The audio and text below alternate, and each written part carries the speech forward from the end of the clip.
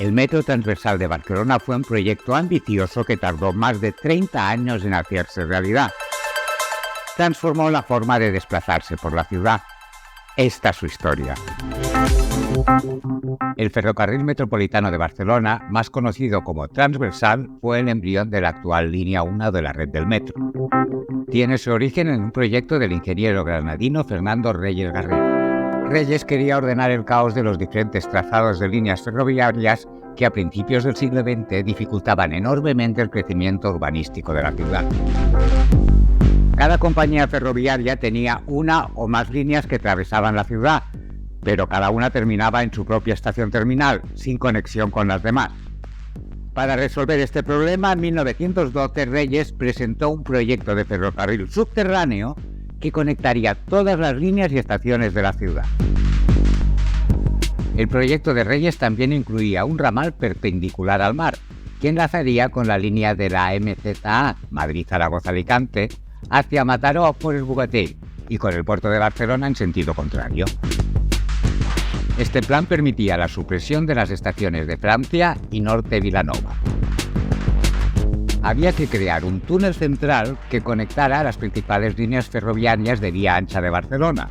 El túnel se construiría con vía de ancho español de 1.668 milímetros y tracción eléctrica a 900 voltios. El proyecto incluía una gran estación central en la Plaza Cataluña dividida en dos naves.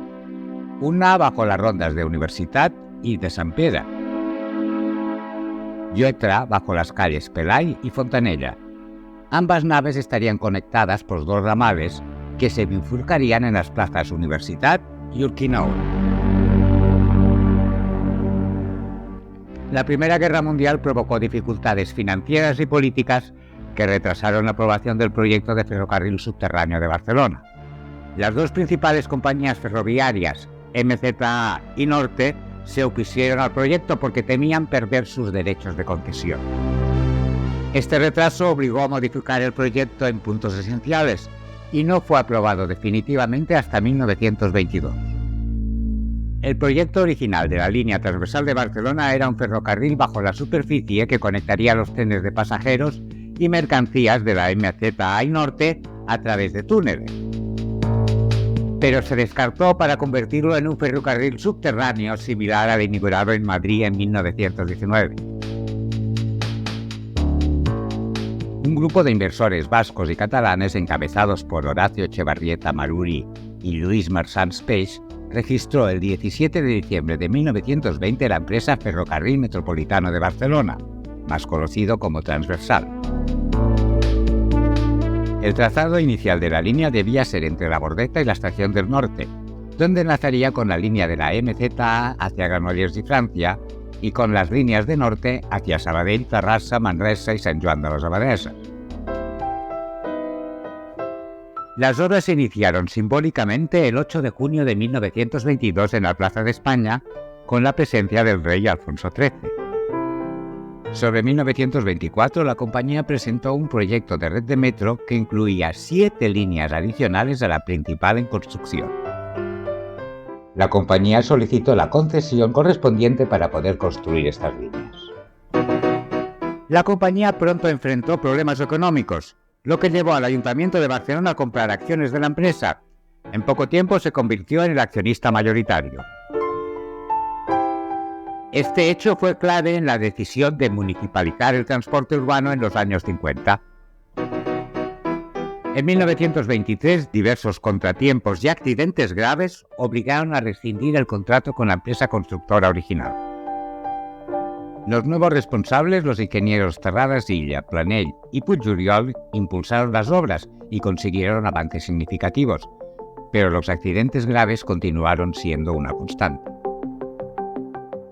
En 1925 los frutos de los cambios realizados se podían ver claramente. La monumentalidad de las estaciones, especialmente la de Plaza España, con una amplitud de bóveda de 27 metros, la mayor del mundo en ese momento.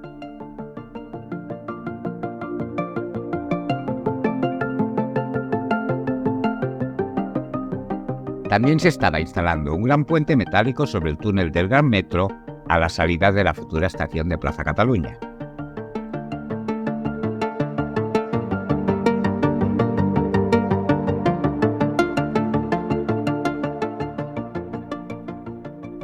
Ese puente fue un gran hito de la ingeniería de la época y su montaje fue espectacular.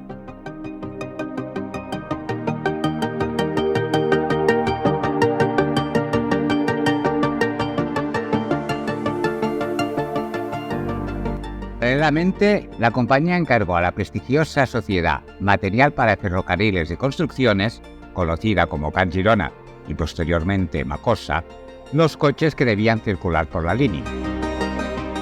Fueron diseñados por la firma Daillet Bakalan. Los coches del metro eran de grandes dimensiones, acorde con la monumentalidad de las instalaciones.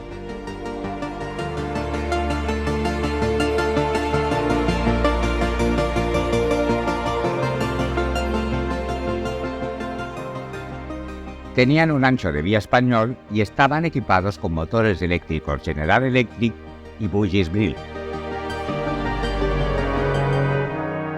Su aspecto les valió el apodo de catedrales rodantes y camellos por su techo abombado.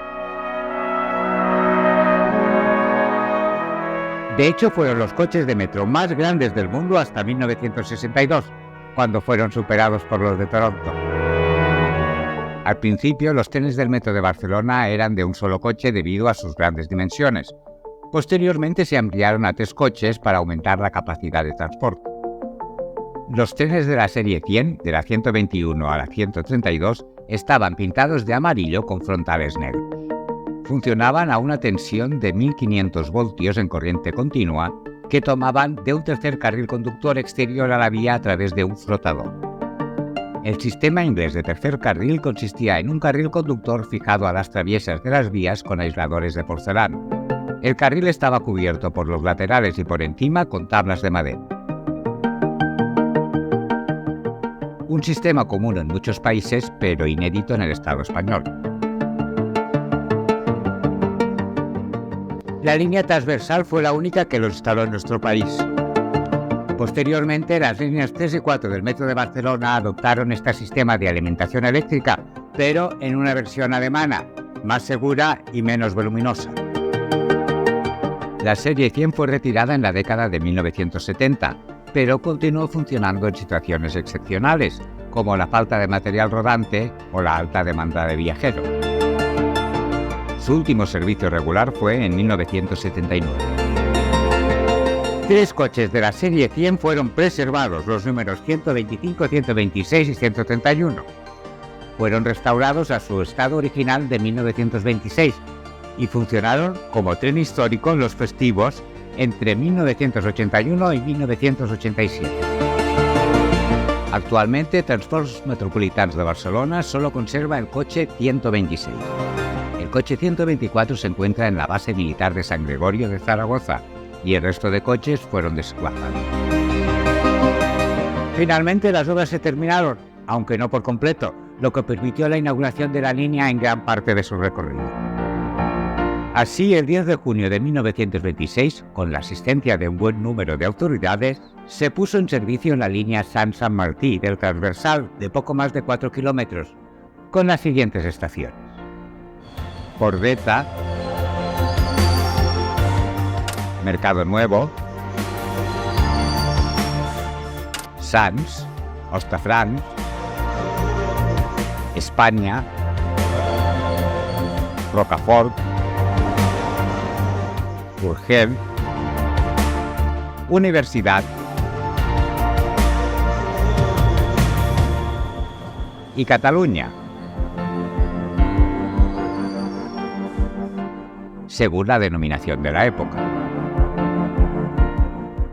Es importante destacar que la estación de Plaza Cataluña era provisional. Estaba situada bajo la Ronda Universitat entre las calles Balmes y la Rambla de Cataluña, ya que la estación definitiva estaba aún por construir, así como el puente sobre el Gran Metro que debía permitir la continuación de la línea hasta la estación al norte.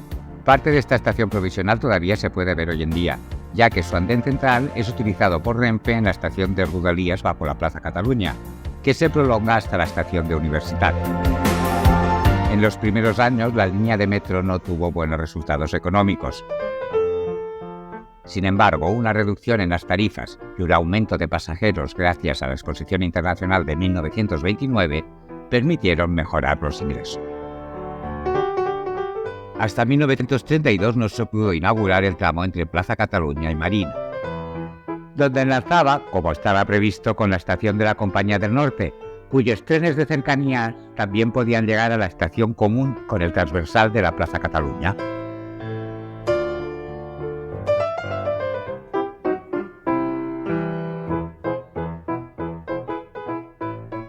Una curiosidad: la mayoría de taquilleras del metro eran solteras.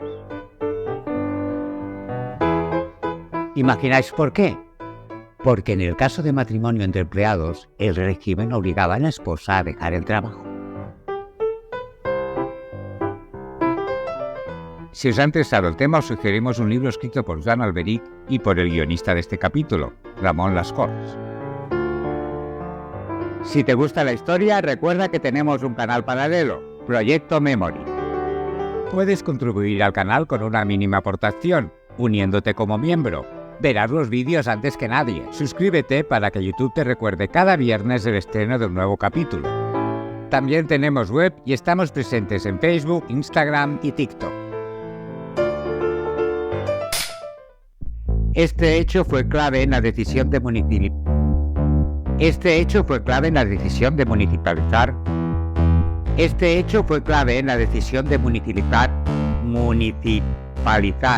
¿Eso qué lo dice?